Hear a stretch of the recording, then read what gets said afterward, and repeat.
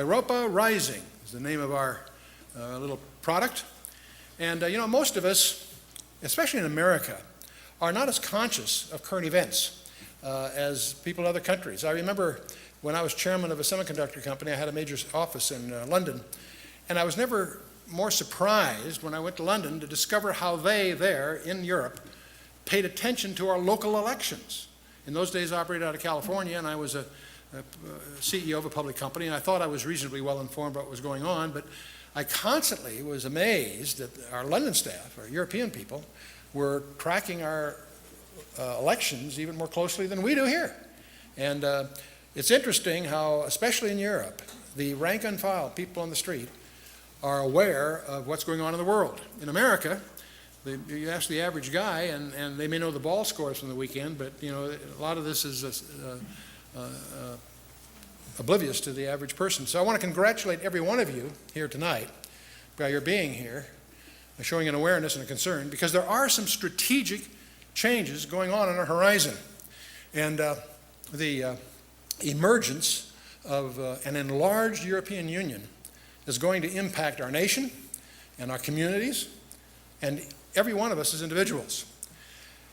And the other reason we're addressing this, it also may have some biblical implications that will surprise you.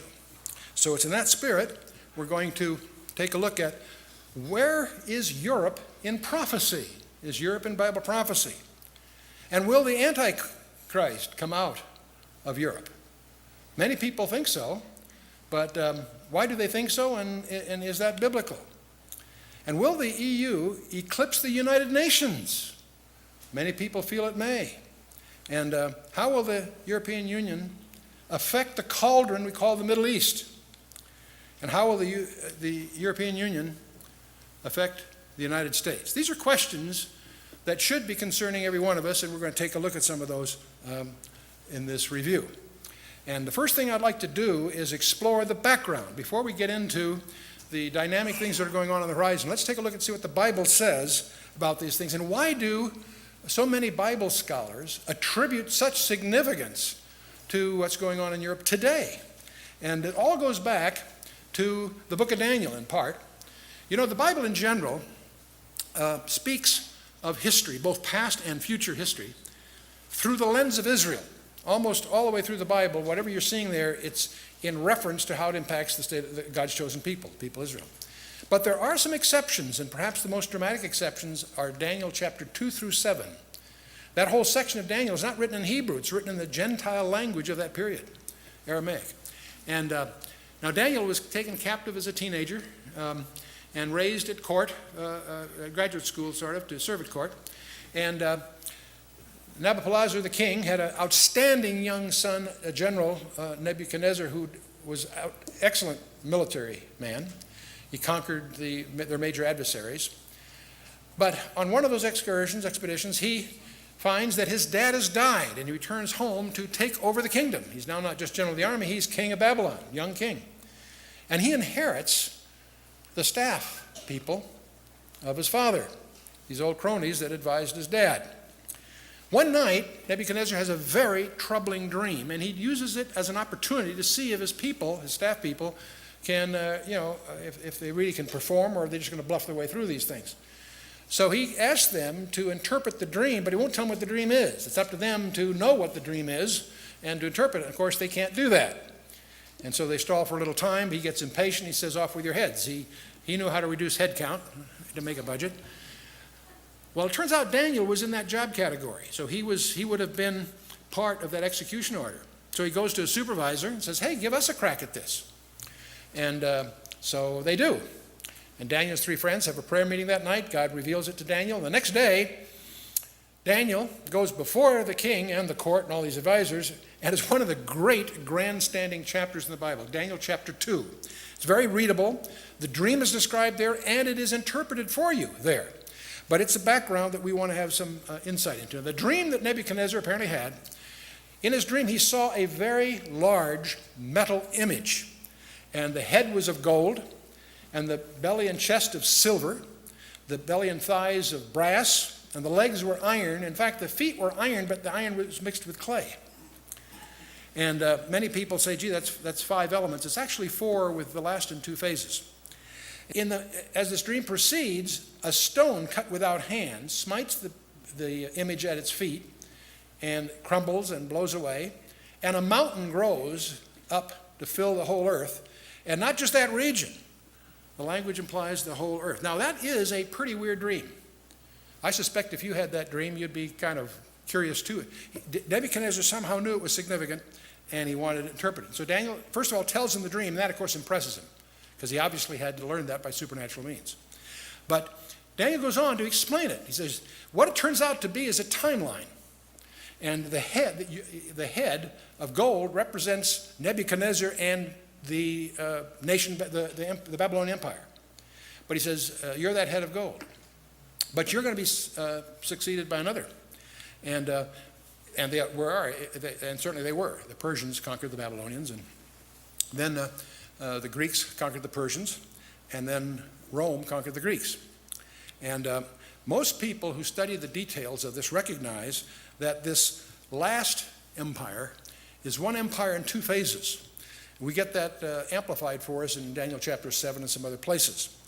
But what we have here portrayed is a very interesting insight in the Bible, that between that time, the time of Daniel, and the time that God himself sets up his own kingdom on the planet Earth, there are going to be 4 empires. Not 3, not 7, or whatever, 4. And it's interesting that God has chosen to reveal to us all of Gentile dominion. In fact, the biblical term for this period is called the times of the Gentiles, because from Babylon on, the Gentiles have had dominion over God's people in one way or another. Now, Babylon rose about 606 BC, and it was 539 that it was conquered by Cyrus the Persian.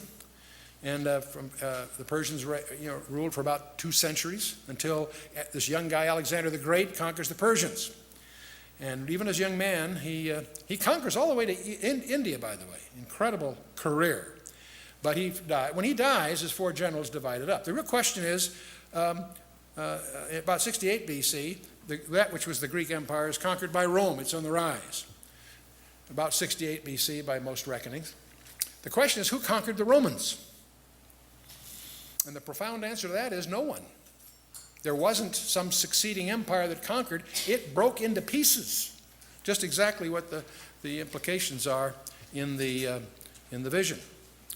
But most scholars recognize that those pieces are destined to come back together in a final form of what scholars still call the Roman Empire. In fact, you'll find this strange phrase in the Bible commentaries, the revived Roman Empire.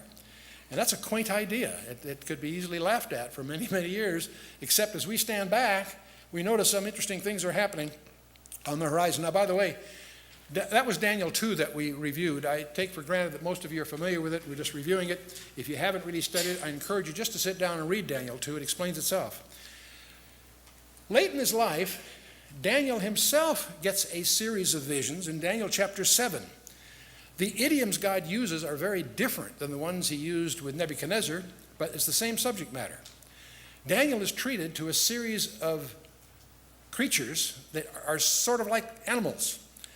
In Daniel 7, the first thing he sees is something comes up out of the sea, sort of like a winged lion. It's followed by a bear that rises up on one side. And it's followed by a leopard that moves so fast he hardly touches the ground. And then there's the last one, the 4th one. Daniel can't find an animal to liken it to, even descriptively. He just calls it the great and terrible beast. And it grows into a phase where it has 10 heads. In Daniel 2, we had 10 toes, and in Daniel 7, we got 10 heads. These idioms are all picked up in the book of Revelation and tied together for you. And I'm being very superficial here, but if you study the details of these passages, and also Daniel 8 and 9, all the way through to 11, it amplifies these things, and it's pretty clear that the information that's conveyed in Daniel 7 is the same information as Daniel 2, but from God's point of view. In Daniel 2, we had man's perception, bright, shiny metals. But God sees them as a series of voracious beasts. But that summarizes what the Bible calls times of the Gentiles. And a basic study in Daniel is essential, of course, to really understand other books of prophecy, including the book of Revelation. Well, most of us, as we stand back, realize that civilization had its beginnings in that region on the planet Earth we call the Fertile Crescent, usually including Egypt, Assyria, and Babylonia as the earliest empires. And in these empires, there is a city on the banks of the Euphrates called Babylon. It was the capital of the first world dictator. And interestingly enough, the Bible seems to indicate that it has a destiny yet future. It's interesting as we watch the whole Iraq war, the most important city in Iraq was never mentioned on the news. Babylon, because it's not a military target. It's not relevant today, and yet it's reemerging, and that has profound implications for all of us. But in any case, after the Assyrian Empire, the Babylonians take over, and the Babylonians then get conquered by the Persians. The Persians include a much larger territory than the Babylonians did, but superseded it. In Daniel chapter 11, first couple of verses summarizes the Persian Empire, and one of the key people that you want to be sensitive to is the sixth guy, Artaxerxes Longimanus. He's the one that follows the king that was in the days of Esther.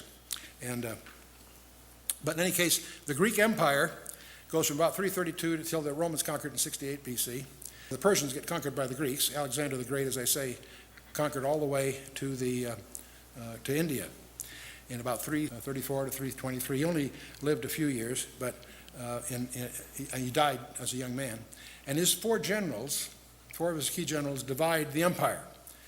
And Macedonia and Greece fell under Cassander, Asia Minor and Thrace under Lysimachus. The two key guys are Syria and Babylon, that was taken over by Seleucus, and Egypt, Arabia, and Syria taken over by Ptolemy. And it's interesting that people talk, by the way, Cassandra and Lysimachus took the western part.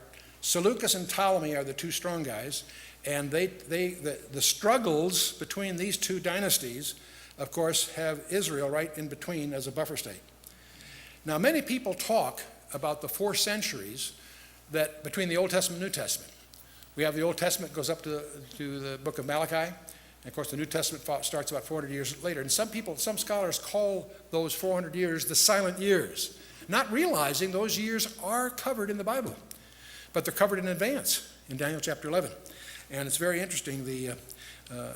If you study Daniel 11 carefully, you'll discover that from verse 5 to 35, you have the 6 Ptolemies and the 8 Seleucids are detailed there.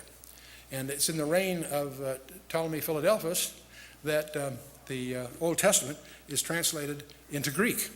Now, what's interesting about that means the book of Daniel, the whole Old Testament was translated into Greek 3 centuries before Christ was born. So when the Bible talks about his genealogy, the city he's going to be born in, all the 300 details of Christ's life, they're written down in the Old Testament 3 centuries before Christ makes his appearance. That in itself, you say you can't prove the Bible. Yes, you can if you do your homework. And so I encourage you to explore that. It's very important. Now, it's this last guy of this list on the Seleucid Empire, a guy by the name of Antiochus Epiphanes, that is famous because he really had it in for the Jews. He desecrates the temple. He makes the Torah reading a capital crime. He slaughters a sow on the brazen altar in Jerusalem. But he doesn't stop there. He erects an altar, an idol to Zeus in the Holy of Holies. And that does it. That triggers the Maccabean revolt. And they took, in the 3 years of fighting after they threw off the yoke of the Greek Empire, they rededicate the temple, and that rededication is celebrated to this day by the Jews in their festival of Hanukkah. And don't get confused by some of the colorful legends that surround any of our holidays. The real significance of Hanukkah is the rededication of that temple after Antiochus Epiphanes had desecrated it. It happened to be on his birthday. But in any case, the remainder of this chapter, from verse 35 to 45, the Holy Spirit uses this occasion of speaking of Antiochus Epiphanes to go beyond him to this last world dictator that has 33 different labels in the Old Testament and 13 in the New. We tend to call him, unfortunately, the Antichrist, which is, of course, Antichrist or in place of Christ, and it's descriptive, but it's also myopic. There's many other aspects to this, but we'll use that term because it's commonly used. For this final world leader, the most attractive leader the world has ever seen, will emerge, and he has a destiny of deceit that is a great part of the biblical end times. So So that's what the Bible says. Let's take a look at the Roman Empire in a little more detail. It was about 146 that Rome conquers Greece, and in 133 the Lysimachus kingdoms fall. That's what you'd consider the western part of Turkey. In 64 BC, Seleucus' kingdom falls. In 31 BC, that's the Battle of Actium. That's where Egypt falls. In 44 BC, we have I've got these in the wrong order. Julius Caesar should be before 31 BC, so I made a mistake on the slide. I apologize. But it's in 64 AD that Nero begins his persecutions. When you get to 284 AD, Diocletian, who's the emperor then, by then it has grown so large he can't administer it all. So he divides it into two parts, two subunits, the western leg and the eastern leg. Again, suggestive of those two legs in Daniel's vision, incidentally. It's in 312 AD, I want you to focus on the fact that the emperor, Constantine, moves the capital of the world from Rome to Byzantium and renames it Constantinople, the new Rome. Many Bible scholars fail to appreciate the fact that the Roman Empire was not just Europe. It was the East also. And that raises some interesting insights, and it raises some interesting enigmas that we'll talk about. And of course, it's about 476 AD that the western leg of the Roman Empire that starts to fragment, goes into pieces. The eastern leg survives the western leg by 1,000 years, till the Muslims, under Islam, the Muslims finally overrun it. But it's so distinctive, we give it a different name. We call it the Byzantine Empire, but it's actually the eastern leg of the Roman Empire. It's interesting that each segment of the fragments that the Roman Empire breaks up into has its day in the sun, has an era of dominance. The Dutch, the Germans, the French, the British, Spanish, they each have a shot at a major colonization, but none of them attain an empire in the true sense of the term. But the scripture would have us believe that they're going to reassemble into some kind of vestige of the original Roman Empire. Well, let's take a look at the Roman Empire. It was very, very extensive. Most of us are familiar with it because all of us, in one way or another, are products of the culture and the background that was laid down there in the first 5 centuries of this era. Now, the Roman Empire breaks into pieces. We have, let's just pick it up in the early years. We obviously had Rome, the Roman emphasis from, even though the political capital was moved to Byzantium, the religious capital really emerges in Rome. And as the political power starts to wane, the religious power tries to step into that vacuum. You won't understand the history of Europe unless you understand the struggle of the Vatican to try to gain temporal power over that region. And of course, Byzantium is the capital of the world. And of course, we have Islam rising in the 6th century, 7th century, out of the Arabian area. So we have, Europe is going to struggle in the wake of the collapse of these powers, because we have the Roman authority in the West, we have the rise of Islam from Arabia, and the Byzantine Empire trying to stabilize between these two major functions. And so the restructuring of the Mediterranean world shaped the whole character of medieval Europe. And as Rome receded, the new cultural forces swept across Europe. The migration of a number of Germanic peoples, the so-called barbarians, filtered into the Western European territories of the Roman Empire for several centuries. And many of them were incorporated into the Roman army, Roman military. Many interacted with the remains of the Roman culture and with the Celts. And the Celts were isolated in the British Isles during the retreat of the Roman rule and the influx of Germanic people up until about the 6th century. About 500, when Rome could no longer effectively control the West, Europe was divided into different homelands for different ethnic groups that are emerging here. You have the Ostrogoths that settled in Italy, the Visigoths that found a home in Iberia, which is what we would call today Spain and Portugal, and the Franks, of course, flourished in Gaul, which is present-day France. Fascinating me to realize that the French are really descendants of the Germans. I don't think they look at it that way, but anyway. But the Angles and the Saxons, of course, occupied parts of the British Isles.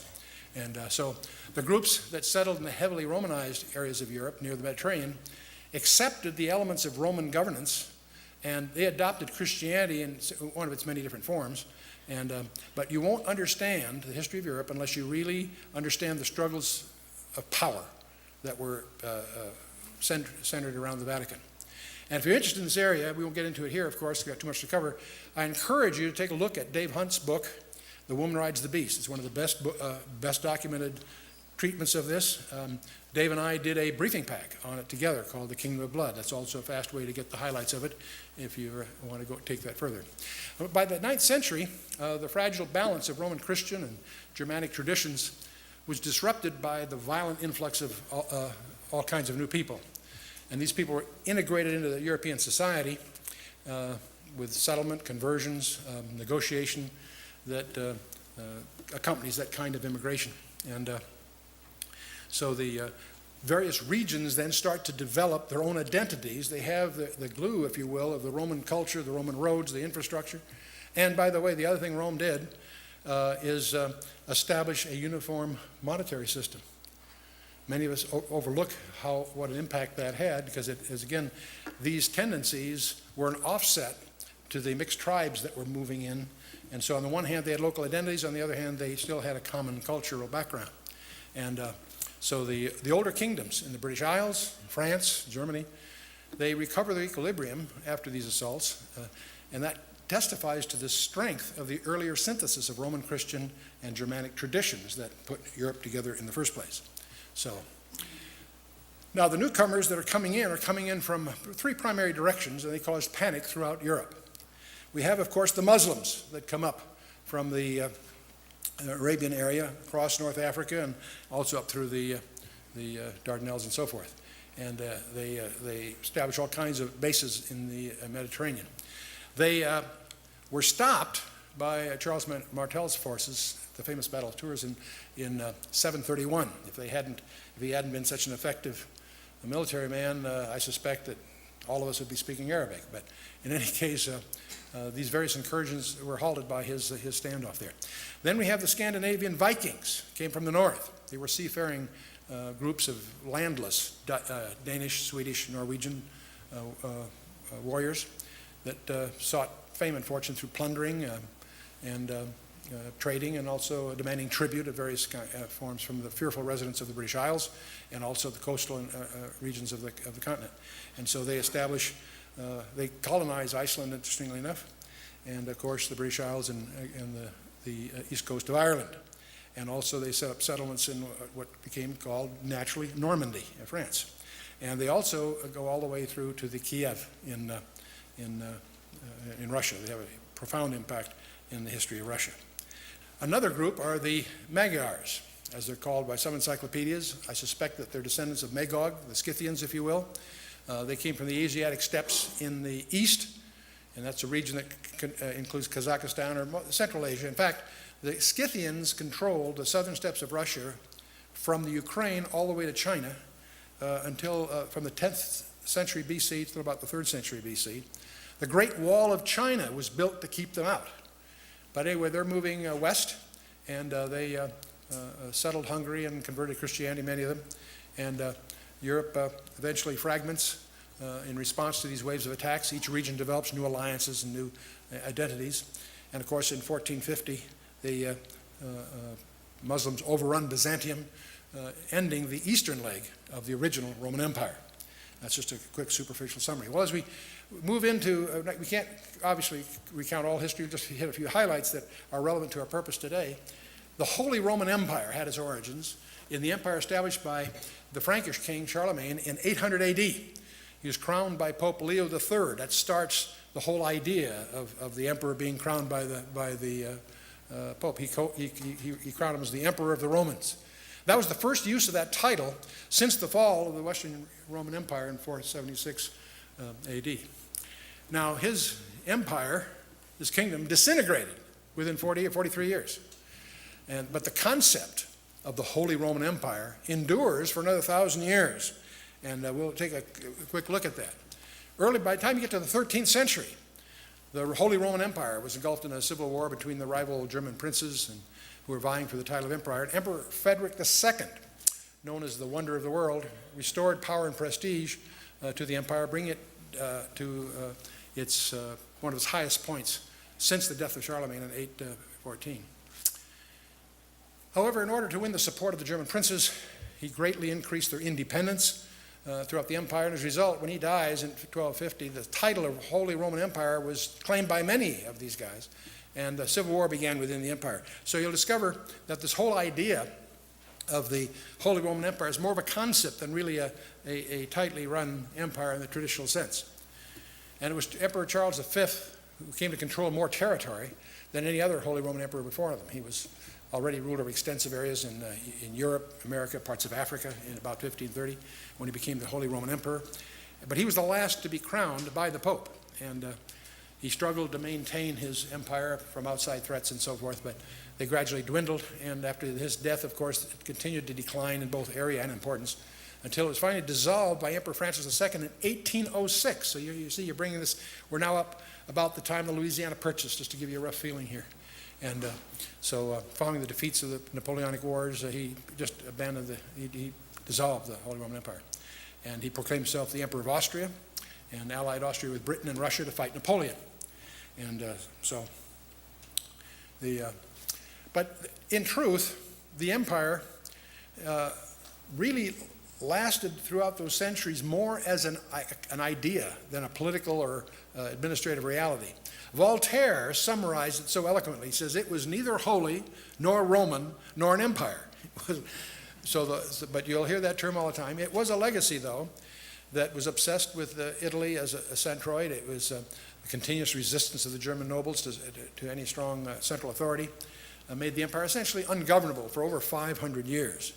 And you need to realize that the king was really picked by the nobles. The nobles didn't want a strong king, so you can see how that would be a self-fulfilling prophecy. So it's interesting that despite its rather ignominious decline and end, the Holy Roman Empire as a concept continued to exercise great influence on the imaginations of the later German imperialists. Otto von Bismarck, the Prussian king, William I, established the German Empire in 1871.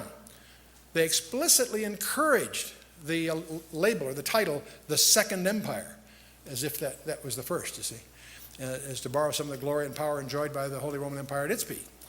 And Hitler, Adolf Hitler, and his National Socialist supporters, the Nazis, they similarly appropriated the legacy of the First Empire by dubbing their own regime the Third Reich, the Third Empire. So you see that, again, it's just a concept. It lingers. And, of course, both regimes proved considerably briefer than the original empire during its peak, but they were equally ambitious. So the great powers of 16th century Europe were England, France, and Spain and Austria, and the Ottoman Empire. And the Ottoman Empire obviously being here to the south. And the network of relations between the powerful states first emerged in Europe during the 16th century and then solidified in what is known as the 30 Years' War from about 1618 through 1648. And the 30 Years' War began as a Protestant revolt against King Ferdinand's second Catholic-controlled government, Bohemia, which later became the Czech Republic. And a series of religious and dynastic conflicts followed involving the great powers of Europe. It gets very complicated. I won't try to map it all as we go here. But the majority of the war is fought on German soil, with hostilities ending in a treaty, the Peace of Westphalia, and dashing the hopes for the German unification and significantly curtailing the power of the Holy Roman Empire and the Habsburgs. Habsburg family ruled Austria and Spain, and Habsburg power peaked in the late 16th century when Spain conquered Portugal. And but the 30 Years' War resulted in a great defeat of the Habsburgs by a coalition of the nations, including France and Sweden and the German principalities. And the accord also creates the Dutch nation as a nation. Now, France is going to emerge then as the dominant European power. The Netherlands will decline in power in the 18th century when its commercial and maritime rivalry with Britain led to a series of debilitating wars. In the 20th century, Britain and France declined as great powers as they attempted to hold on to their far-flung empires. Most of us are probably more familiar with that as it gets closer to our own period. The Habsburgs, it's interesting that the grandson of the Habsburgs, is presently a parliament member with the European Parliament. I had lunch with Otto von Habsburg, and it was one of the more interesting discussions I've ever gotten into. We'll talk about that as we get a little further through here. Well, you can't talk about this kind of history, even a superficial skim over, without mentioning Napoleon, and who some people would argue is probably the most famous Frenchman, except he wasn't French, he was Corsican, but I won't get into that here. He was born in 1769 and died in 1821, to give you a rough feeling here.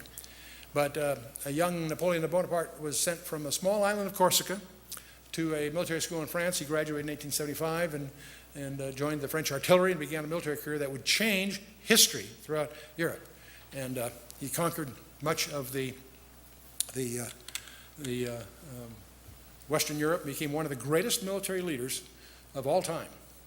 In 1793, he played an instrumental role in the French defeat of the British at Toulon, and he was promoted to the rank of brigadier general.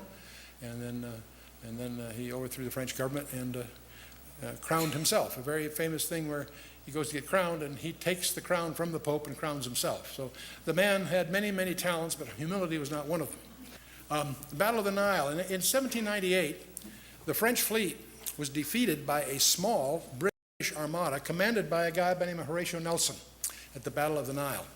And this defeat left Napoleon stranded, but it also, the destruction of the French fleet guaranteed the naval supremacy of the British throughout the Mediterranean. Very major. It's funny how certain events like this become very pivotal in the whole course of history.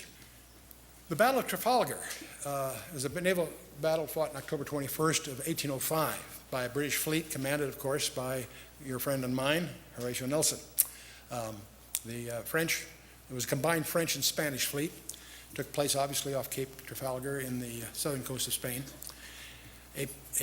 Pitting a fleet of 27 British ships under the command of Nelson and against the French and Spain combined. The battle began shortly before noon. It ended in the afternoon. Some 20 French and Spanish ships had been destroyed or captured, and not a single British vessel was lost. And the French admiral was taken prisoner, along with thousands of his sailors. The British did suffer about 1,500 casualties, not the least of which was Lord Nelson himself. And so, but the overwhelming British victory at the Battle of Trafalgar destroyed Napoleon's plan to invade England and help secure the supremacy of the British naval forces for the rest of the 1800s. And so, it's probably one of the most celebrated naval engagements in history. It had profound implications in terms of its impact on everyone. So anyway, get back to Napoleon. He had a victory over the Austrian and Russian armies at Austerlitz, very well known. Then he invades Spain and starts the 6-year Peninsular War, putting his brother Joseph on the throne as king. But in 1812, he makes a huge mistake. His army was the largest yet seen in Europe. But after going into Russia, you see, the Russians, interesting, neither Napoleon nor Hitler did their homework. They didn't know history. And as Hegel points out, he that doesn't know history is going to be, history teaches us a man learns nothing from history. Or Santayana puts it, he that doesn't know history will be doomed to repeat it. The Scythians, the ancestor of the Russians, because they were nomadic and they had large territory, they developed a defense in depth. When you attacked, you couldn't get at them. They just keep retreating, and then they'd pick you off when you got overextended. That was the way they did. And Herodotus, in the 5th century, writes a lot about this because they were fascinated with their tactics. Well, if Napoleon had understood that, he wouldn't have lost his whole army. He went there, and the famous marshal in Russia retreats, even to the extent of retreating from Moscow and burning Moscow. When Napoleon gets there, he can't believe what he's finding. There's no one to receive him. There's nobody there. All their food is gone, too. And that whole disaster is celebrated in Tchaikovsky's Overture of 1812. And he was in there with, I think the numbers are something like 700,000, and he left with 10,000. Because as the combination of the winter and the extended logistics, he lost more than 4/5 anyway of his army by even the most conservative reckonings. And so that's interesting because for another reason, because Hitler is going to make the same mistake sometime later. So 1814, he's forced to abdicate. He's exiled in Elba, but he escapes the next year, declares himself emperor, lasts for a matter of months, defeats at Waterloo, and he's exiled at St. Helena and so forth. So that's our Now, Napoleon maintained a lot of the principles of the French Revolution, including equality before the law, freedom of religion, those kinds of things. He had much to commend him. But he also created the French satellite kingdoms of Holland, Italy, Germany, and Spain, placed his brothers and other relatives on their respective thrones. So he has obviously his detractors and he has his zealots. He's a man that influenced history profoundly. But let's go ahead. Wars and rumors of wars. Let's go on to modern struggles for power. We have from 1912 to 1914, the national aspirations make the Balkans very volatile. Newly independent Serbia, Bulgaria, and Greece attacked the Ottomans, the famous Ottoman Empire, in 1912, seeing the decline of the Turkish Ottoman Empire as an opportunity to extend their own territories. And Albania gains its independence that year, and so they go after the Ottomans. So we have, in 1914, to manage the rivalries and fearing in the nationalist unrest, the great powers of Europe formed rival alliances. Germany, Austria, Hungary, and Italy formed the Triple Alliance, and Russia and the UK and France forming the Triple Entente. And as Russia and Austria-Hungary intervene in the fighting that breaks out in the Balkans, the rest of Europe gets dragged into the First World War that was, we call it the Great War when we didn't know enough to number them, but ultimately gets to know, goes on. So when you get through the period of 1916 and 1925, one of the events that occurs that you need to be sensitive to is the Sykes-Picot wartime agreement. The Sykes-Picot was a secret wartime agreement between Britain and France, where they agreed to divide between them the lands of their enemy, the Ottoman Empire, once the World War ended. Now, the war isn't over yet, but they're already planning how to divide it up, and Britain has made all kinds of promises to the Arabs, and this is all secret. See, as an incentive during the war, the Arabs had been promised independent states in the areas formerly controlled by Turkey. And so what's the impact of this?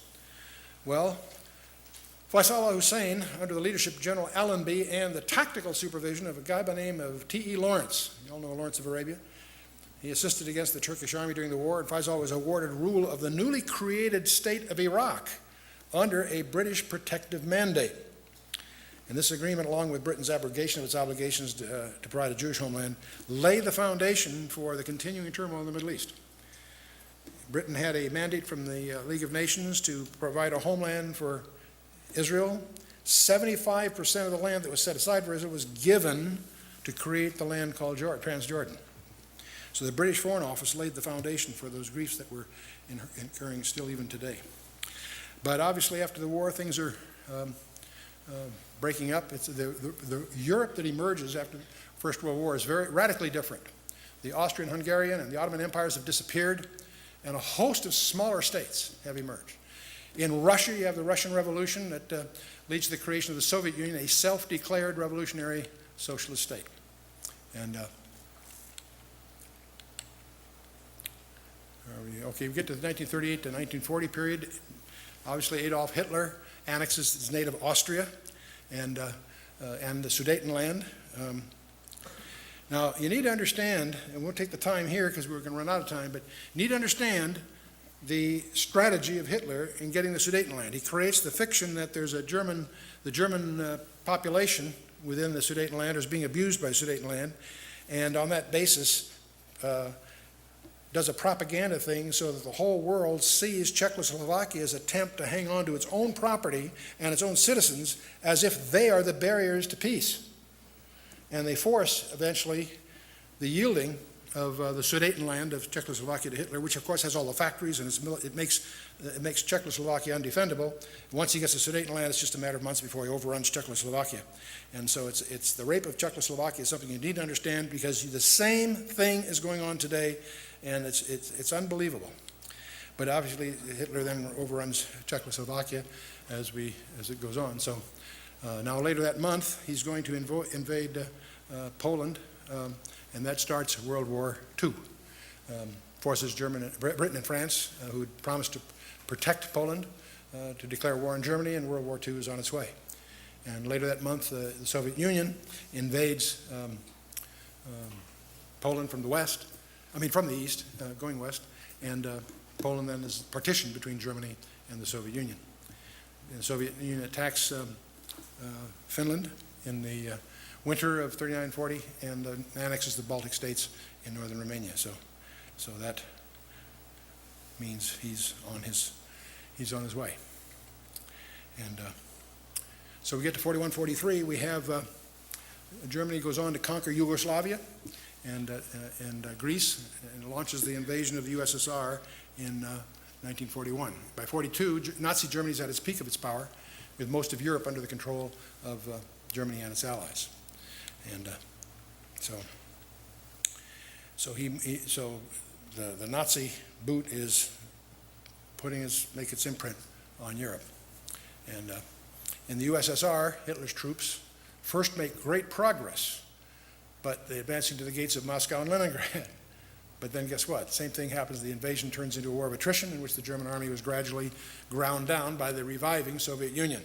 And so that whole lesson, as it goes, it looks great for a while, but then, of course, dissolves as they experience the same thing that Napoleon did, in effect. So, by the end of World War II, Germany is dramatically reduced in size, and we have it's divided east and west, of course. Russia picks up the Eastern Bloc, as we call it. Estonia, Latvia, Lithuania, and the Ukraine occupies East Prussia, including Königsberg. And by 1949, much of Europe effectively becomes an extension of a massively expanded Russian Soviet Empire. And the Soviet bloc also creates a buffer zone between the USSR and the rest of Europe. The Eastern Bloc becomes that buffer, but the buffer is going to boomerang on in a sense here. And now it's in April of 1949 that NATO is formed for the express purpose of protecting Europe from the Russian movement here. 10 Western European states start this, with the US and Canada providing a military function here. And now something else occurs. If you look down here where there's the British mandate, down there at the eastern end of the Mediterranean, most of that mandate was given to create the state of Jordan, 75% of that commitment, so they already have been betraying Israel that early. But then finally the British washed their hands of it and walk in. We have the state of Israel formed and in May 14th of 1948, and that from a biblical point of view is profoundly important. Many Bible scholars were taking great liberties with the text, but arguing that that could never happen. When it did happen, it should send everyone back to their Bibles to understand that God means what he says and says what he means. But so anyway, Western Europe begins to consolidate politically and economically.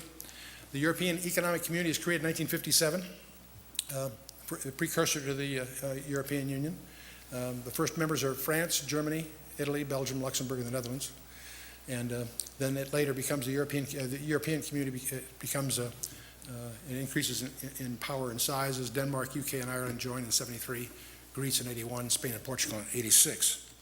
So we have the first group. We have France, Germany, Italy, and we have the Benelux countries that are called, the first original 6. They formed the coal and steel community, and that was very successful. It became the model for the treaties of Rome to form the European Economic Community and the European Atomic Energy Committee. Denmark, Britain, and Ireland joined, growing it, and then Greece also joining it, and Spain and Portugal, so it's growing. And these are the main ones as you get to. Now, meanwhile, anyway, we have after the war, of course, the winds of democratic revolution that sweeps across Eastern Europe, and communist rule begins to crumble country after country. Perhaps best exemplified by the fall of the Berlin Wall in 1989. That's probably the highlight of the breaking down. The Soviet Union collapses in 1991. The end of the Cold War is accompanied by a rising tide of nationalism that sees former republics and regions declaring their own independence. And so that many of those nations that were part of the Eastern Bloc are now, in some sense, independent. So we got Estonia, Latvia, Lithuania, Belarus, Ukraine. Many of these countries are countries that even the CIA didn't have files on because they were always considered part of the Soviet Union. They're independent countries now. So that's changing the whole landscape. Moldova and so forth. And we have the Yugoslavia breaks up into Croatia and Bosnia and Albania and Macedonia and so forth. And so, anyway, so we have the pieces. So World War II really just leaves you with a bunch of fragments. Now the empire begins to reemerge. Now, in 1951, a treaty was signed called the Treaty of Paris. You probably never heard of it unless you're in international relations, but it turns out to be an incredibly ambitious and yet a very successful event. The visionaries recognized there are all kinds of attempts, I'm sparing you, there's half a dozen different treaties and stuff to try to create a peaceful environment after World War II. See, for you and I, it was ration stamps and things like that, but over there, they had tanks going through the yards. In other words, it was a different experience. Everybody felt they could never let that happen again. But all kinds of attempts to hit it directly just wouldn't work. There's too many animosities. A group of visionaries recognized the way you're going to get Europe at peace is to get to united economically first, then politically. The way you unite economically is you start with the heavy industries. And so they took a very limited thing, coal and steel. But they created a multinational organization of 6 nations, France, Germany, Italy, and the 3 Benelux countries, signed the Treaty of Paris, and created the European Coal and Steel Community. They basically administered the coal and steel community, prices and so forth. And it turned out to be very ambitious. It sounds easy, but it's very ambitious. It turned out to be very successful, so successful that it became a model of a treaty later. In 1957, in March, they signed the Treaty of Rome. You hear it. It's actually 2 treaties. There's one that created the European Economic Community, the EEC, dubbed the Common Market by the press, and the European Atomic Energy Community. Both were effective January 1st of 1958. They also set for themselves some very ambitious objectives, but much to everyone's surprise, they made those objectives. Many of the cynics at the time said, these are a bunch of visionaries, nothing will have come of this, but it turned out they couldn't have been further from the truth. France, let's take a look at the 6 original signatories. France, of course, population of about not quite 60 million, have a GDP of about 1.4 trillion euros. GDP per head is about 25,000, just to give you a frame of reference here. And so that's France. I think we understand France. I didn't add a lot there. Deutschland, Germany, a population of about 82 million, over 2 trillion euros GDP, and slightly larger income than France, mean income. And then we have Belgium, one of the 3 Benelux countries, 10 million population. The GDP is modest, of course. Their revenue per person is up because it's mostly professionals. And then we have the Netherlands, and again, a population of about 16 million, GDP of about 400 billion euros. GDP per head is about the same, in the same region here. And then we have Luxembourg, and population is only 400,000. GDP is about 23 billion euros, or putting it another way, they're probably the wealthiest per head in Europe. Average income is twice that of the average European. Luxembourg, mostly professionals, mostly lawyers, what have you. And Italy, of course, a population of about 58 million, GDP of about 1.4 trillion, GDP per head, a little slightly lighter, 24.5 compared to the others. So those are the original treaties, signers of the Treaty of Paris, the Treaty of Rome. In March in 58, they formed a European Parliament. For many, many years, I would give talks and so forth, and people didn't even realize there was a European Parliament, separate from the parliaments of the individual countries. In 59, the Benelux group was formed, in effect. In 1967, an event occurred that many people don't understand. It was very simple. It was a merger of the EEC, the ECSC, and the AEC. In other words, the Common Market, the Coal and Steel Community, and the Atomic Energy Community. They all had an executive branch. They just merged that executive branch called the Commission. So these 3 organizations combined to form what then was called the European Community. The press was slow to pick up on the significance here. They still kept calling it the Common Market, but that's a misnomer. But anyway, a few years later, a few more nations joined. UK, Ireland, and Denmark joined. And now there's not 6, there's 9. And United Kingdom, population about 60 million, 1.4 trillion GDP, and about average European income.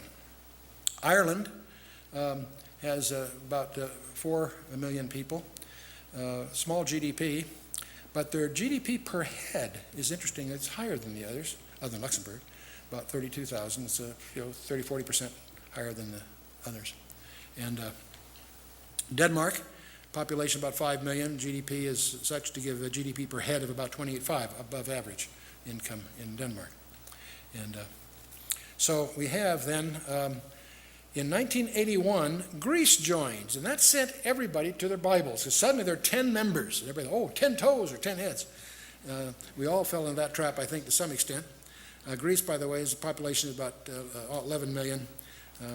GDP per head is 17.4, about half, almost a little better than half, say 60% of the average in the EU so far. And we'll look at more of that later. So that's the EU as it's forming up. There's 10 nations, and everybody thought, aha, maybe this is the revised Roman Empire. You need to recognize we all fell in the same trap. It doesn't say that 10 nations come together. It says 10 emerge out of the combination. That's all yet future. We'll see. But in any case, in 1986, Spain and Portugal joined. Now they're 12. That blew the model of some of the experts in prophecy. And Spain had a population of about 40 million and about 20,000 per head per capita income, to give you a feeling of the economy. And of course, there's obviously Portugal also joins, population about 10 and 17.9 per head economics. I'll tie the economics together at the end, so you have to take notes on that. In 1986, the Single European Act was enforced. That's very, very important in terms of the unification, but we'll keep moving here. Germany, of course, unifies in 1990. That's a big deal. Berlin Wall comes down. You all know the story. Very, very exciting, but it sets a pattern. It shows it can be done. In 1993, we have the Maastricht Treaty that was signed, and I had the opportunity to interview 40 of the top leaders in 9 cities of the countries that were involved. And traveling with Ambassador Bill Middendorf, who was the ambassador to the EC in the Netherlands and the former Secretary of the Navy, a neat guy. He took me through, and we got a chance to go behind the scenes to see the maneuvering that was going on by the international socialists. In each country, it was a very different strategy, but in each country, they manipulated until they finally got it approved. The Maastricht Treaty replaces the Treaty of Rome. Much more powerful, much more centroid, if you will. Following that, a couple of years, Austria, Sweden, and Finland join. And Austria has got a population of only 8 million, but a GDP per head of about 27, substantially higher than the rest of Europe. And the average that is. And then we have Sweden with almost 9 million, and again, average GDP per head. And of course, Finland, which is about 5 million population, but about average income relative to the European standard. So then by this time, it becomes obvious to many, but they actually formalize the criteria. What does it take for a country to join? See, there's a population of 48 different countries that make up what could be Europe. And so we've got, 15 here so far. So in June 1993, the European Council sets up the criteria for acceptability of candidates.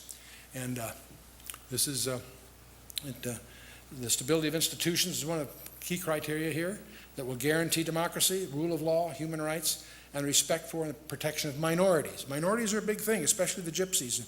The Roma is the formal name of them. But it's interesting to understand, and also a functioning market economy, as well as the capacity to cope with the competitive pressure in market forces by being a member of the union. Suddenly they're going to be in this cauldron. And they have a third thing, adherence to the aims of the political, obviously they want people to concur with their political, economic, and the monetary aims. What's interesting is while the Copenhagen criteria sets up a barrier of what it takes to join, the European Union is helping them get over that barrier. In other words, they're working with each of these countries to help them get qualified for that criteria. And that's often not really understood. And so since the Berlin Wall fall, they've been spending a great deal of time. They spent $85 billion to help the countries of Central and Eastern Europe, which is about, by the way, that's about, in real terms, it's about the same as the Marshall Plan in the aftermath of World War II. It's about that size of commitment. And it wasn't just to put the economies back on track, it was to help them build democratic institutions, to encourage the development of a civil society, to train administrations, and to build the judicial systems, all that infrastructure. And so Now, the current candidates are as follows. We have, in the year 2004, Poland, Hungary, Czech Republic, Slovakia, and Slovenia are joining from the Central European states, but also the Baltic states, Estonia, Latvia, and Lithuania are joining, and 2 islands in the Mediterranean, Cyprus and Malta.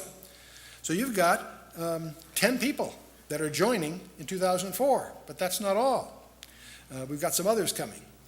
There's something else that happens before we close this session. In the year 2002, the euro is established as a common currency. We're going to talk about that in the next session with some surprises. I think what you'll learn there will be surprises. The question that should be in front of us now is, Quo vadis? Where goest thou? Where are you going, guys? And we'll talk about that in session 2.